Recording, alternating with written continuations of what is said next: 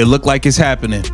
Angel Reese is asking out of Chicago already. Angel Reese officially puts the Chicago Sky on notice.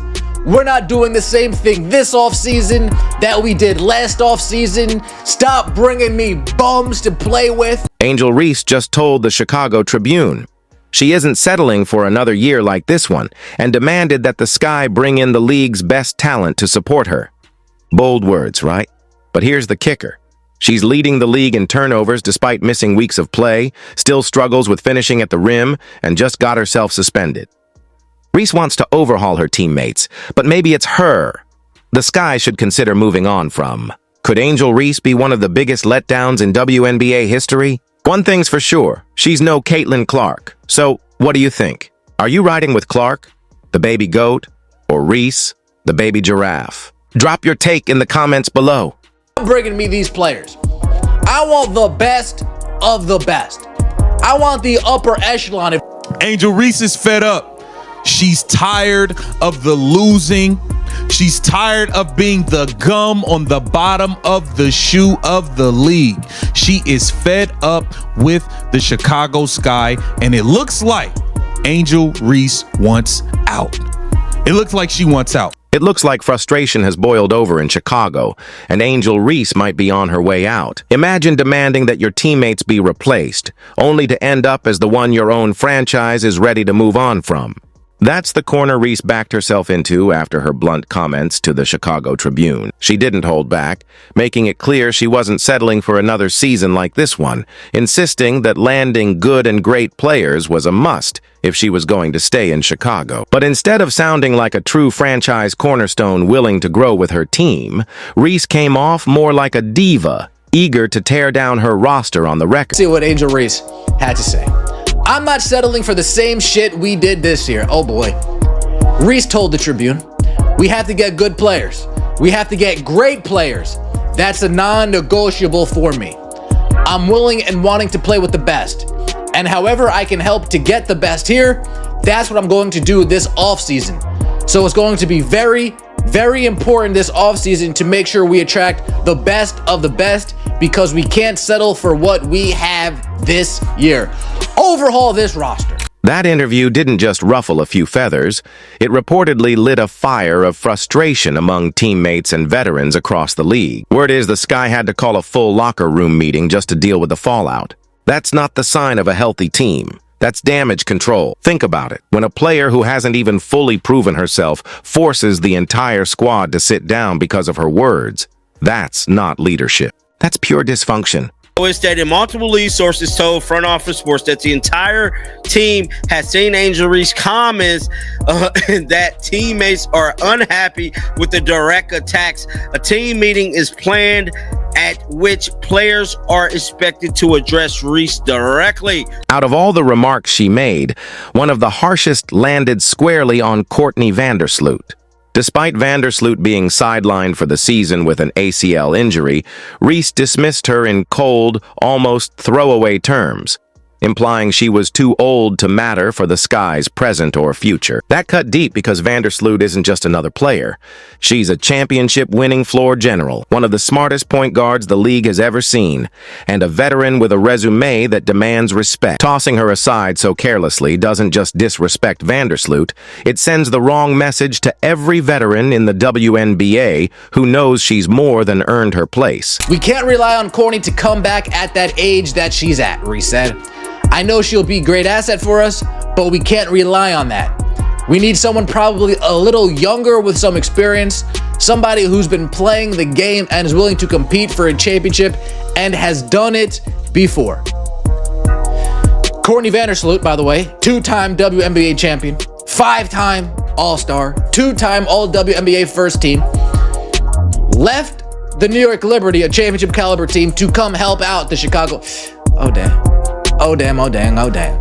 It's all right, Courtney. It's all right. And here's where the irony really hits. The Chicago front office had already bent over backwards to build around Reese. Remember, They gave up Sonia Citron, who's not only in the Rookie of the Year race but already became an all-star in her very first season, in order to land Ariel Atkins. That move was designed to give Reese exactly what she claimed she wanted, proven, established talent to win right now. But instead of showing gratitude, Reese acted like the staff and roster were never good enough. You can't accuse the front office of not trying when they literally sacrificed a potential franchise cornerstone just to cater to you.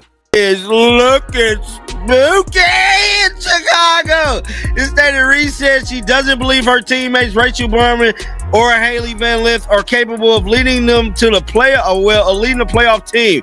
Guard Ariel Atkins is another player on the Sky roster with WNBA championship experience. We are aware of it, Marsh stated. We are addressing it. It would have been bad enough if Reese had only taken shots at the veterans. She didn't stop there. Even younger teammates like Haley Van Lith caught strays, with Reese implying the entire roster was either too old, too average, or too soft. That left veterans feeling disrespected, younger players feeling undervalued, and the locker room united against one common denominator, her. Reese might have been aiming to spark a rallying cry, but instead, she turned all the frustration directly back on herself. We need great players, and I don't know what that will attract that. Maybe the practice facility will attract that. We'll see. But I think the priority is being able to convince free agents that this is an organization that is going in the right direction. I think, honestly, it would be a leap of faith for a great player to come here and show that this is something that they want to be a part of, and we can bring that championship mentality. A leap of faith to think that a great player would want to come to Chicago. Oh boy. And when you line that up with her actual on-court impact, it's easy to see why this power play completely blew. If you're going to elevate yourself above the roster, you'd better be dominating night in and night out. Instead, Reese turned into the piece that didn't mesh, the player out of sync with the very system she wanted to control. In other words, the grand vision she painted may have only highlighted a hard truth Chicago didn't want to face. The real issue might not be the roster she criticized, but Angel Reese herself. And the sting is even sharper, knowing that while she kept calling for star-level upgrades, she couldn't even handle one of the game's most basic responsibilities, protecting the ball. It's not all her fault. Her teammates stink. They gotta catch that, right? Right! Scooby-Dooby-Doo, where are you? Scooby, put down the butter. Butter pecan! Bang! This time of the year is the best. You got pumpkin spice, football, and Angel Reese layups. Bang! Final play of the game, Angel Reese, clutch Gene! Womp, womp, womp. That's my Barbie! Bang! What if the player demanding a roster overhaul was actually the one weighing her own team down? That's the case with Angel Reese. Sure, on paper she averaged around 14-15 points and pulled down double-digit rebounds. At first glance, that looks solid. But dig deeper, and the cracks show. She led the entire WNBA in turnovers despite missing weeks of action with injury. Let that sink in. Fewer minutes, fewer games than most stars, yet still more giveaways than anyone else. That's not dominance. That's reckless basketball. For you, 20% of the time, Angel Reese gets her shot blocked inside of 9 feet. And 100% of the time, she's doggy doo-doo.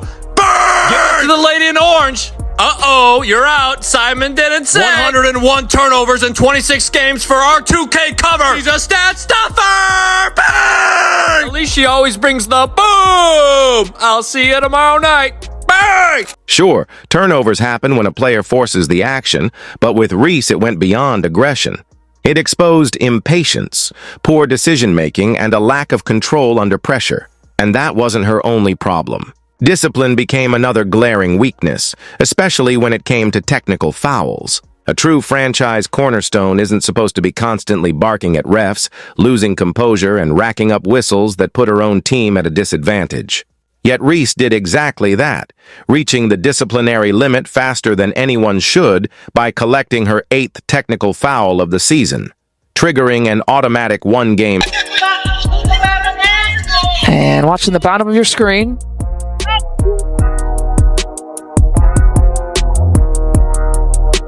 The contact by Reese. You can see Angel's right hand got Aaliyah Edwards on the head. And if they do, Lisa, I'm okay with that too, because I think you have to officiate these teams very tightly. So it'll be a technical foul on Angel. And that suspension didn't land on some random Tuesday. It came right before a marquee showdown with the Indiana Fever. Fans had circled that matchup for weeks. A hyped rivalry between the Fever and the Sky, and Reese managed to take herself out of it. Not because of injury, not for rest, but for striking Aaliyah Edwards in the head during a rebound battle. Intentional or not, the refs saw enough to make the call, and the league had no choice but to enforce the suspension. That wasn't just a personal embarrassment.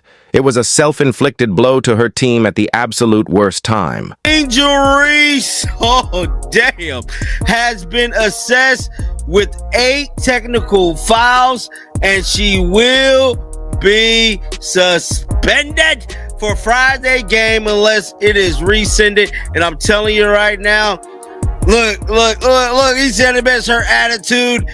That mug ain't getting rescinded. Angel Reese has struck out again.